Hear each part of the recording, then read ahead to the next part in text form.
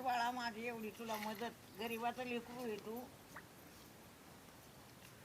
पोरांनाच आता अधिकार पाहिजे खरं, यांना कवर का बोलायचं आता, झालं म्हणा. बरोबर आहे.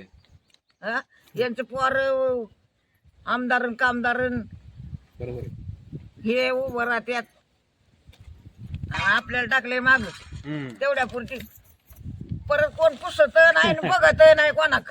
बरोबर तेवढा आहे. हा एक गेल्यात. नमस्कार, मी अमोल जाधव आणि आपण पाहत आहात पुणे सुपरफास्ट. पुणे सुपरफास्टमध्ये आज आपण आलो आहोत अवसरी बुद्रुक या गावामध्ये. अवसरी बुद्रुक हे गाव अवसरी बुद्रुक जिल्हा परिषद गटामध्ये, अवसरी बुद्रुक पंचायत समिती गणामध्ये येते. या गावामध्ये अनिकेत भोर यांचा प्रचार चालू आहे. हा कार्यकर्ता सर्वसामान्य लोकांमध्ये जात आहे, मात्र याला या ठिकाणी अवसरी बुद्रुक गावामध्ये कसा प्रतिसाद मिळतोय त्याबद्दल आपण त्याला विचारणार आहोत. त्याला काय सांगा, कशा पद्धतीने तुम्हाला या लोकांचा मतदानाचा प्रतिसाद मिळतोय? मी आज अवसरी बुद्रुक गावातील हिलेवस्ती या ठिकाणी आलेलो आहे. तर लोकांचा प्रतिसाद अप्रतिम आहे आणि मला बऱ्याच ठिकाणावरून वयस्कर लोक आहेत, त्यांनी मला स्वतःच्या कमरेचे पैसे काढून मला आत्ता या इलेक्शनसाठी खर्च करण्यासाठी दिलेले आहेत. नक्कीच आपण पाहिलं की ज्यावेळेस मतदारांपर्यंत जात होतं त्यावेळी लोकांनी पैसे काढून तुम्हाला खिशात घातलेत. खिशात घातल्यानंतर त्यांनी काय सांगितलं, काय आशीर्वाद दिला तुम्हाला? मला पैसे देऊन आशीर्वाद पण दिलेत आणि तू विजय होशील असा त्यांनी मला विश्वास दिला आहे. विजय होणार असा या ठिकाणच्या मतदारांनी सागर याला विश्वास दिला आहे. आपल्यासोबत काही या ठिकाणचे मतदार आहेत. दादा काय सांगा, हा उमेदवार तुमच्यापर्यंत आला, कशा पद्धतीचं काम काय आहे, काय वाटतं तुम्हाला ह्या उमेदवाराबद्दल, तुमची भावना काय मतदार म्हणून?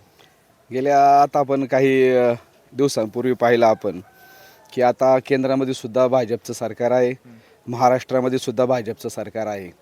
आपल्याला सुद्धा वाटतं की स्थानिक स्वराज्य मतदारसंघामध्ये किंवा स्थानिक पातळीवर भाजपचं काम आता चांगलं आहे, भाजपचं काम.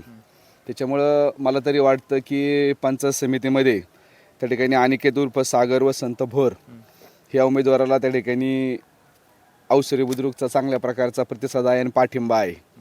गेल्या काय आता 7 फेब्रुवारीला त्या ठिकाणी जे मतदान होणार आहे, तर आमच्या वतीनं, सर्वांच्या वतीनं, त्या ठिकाणी बैलगाडा मालकांच्या वतीनं अनिकेत भाऊला त्या ठिकाणी पूर्णपणे पाठिंबा आहे आमचा.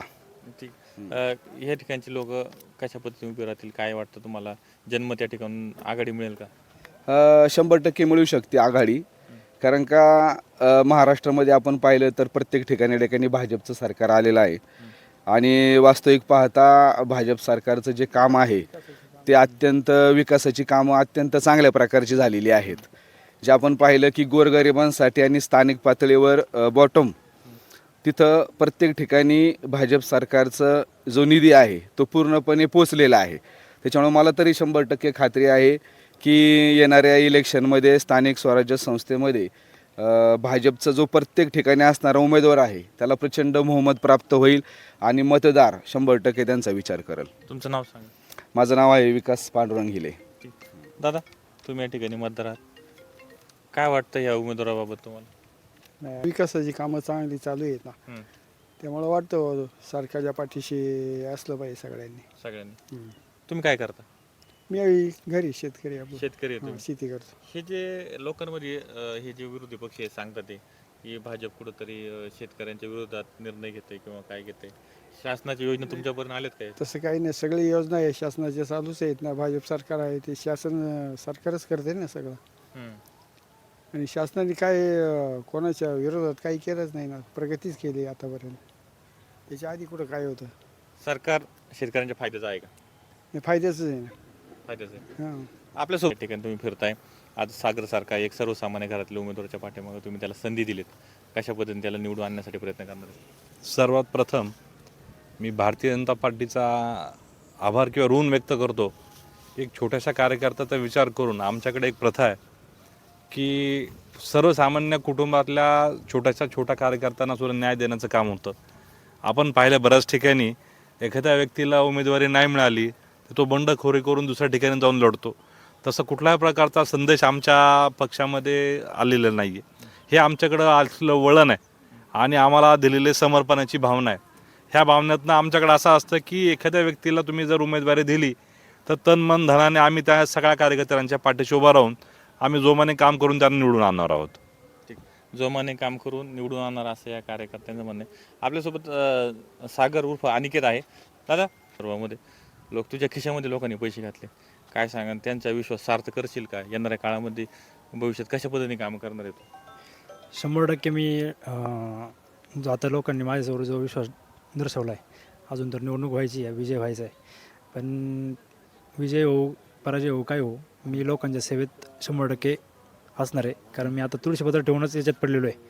लोकांसाठीच मला काहीतरी करायचं आहे. लोक जे आता मला स्वतःच्या खिशातले पैसे काढून माझ्यासाठी देतात आहे, त्यांचा विश्वास मी म्हणजे ते जे आत्ता माझ्यासाठी करतात आहे, तो विश्वास मी 100% पूर्ण करण्यासाठी प्रयत्न करेल. व विजय हो अगर ना हो, मी लोकांच्या सेवेत 100% असेल. लोकांसाठीच काम करायचं आहे मला. आता मी माझ्या घरावर तुळशीपत्र ठेवूनच याच्यात उतरलेलो आहे, म्हणजे लोकांच्या सेवेसाठीच उतरलेलो आहे. नक्कीच ह्या उमेदवाराचं असं म्हणणं आहे की विजय हो किंवा नाही हो, परंतु जे आता काम करत आहे ते काम भविष्यातही करत राहणार. मी स्वतःच्या घरावरती तुळशीपत्र ठेवून या समाजकार्यासाठी उतरलेलो आहे, असं या उमेदवाराचं म्हणणं आहे. अमोल जाधव, पुणे सुपरफास्ट, अवसरी, बुद्रुक.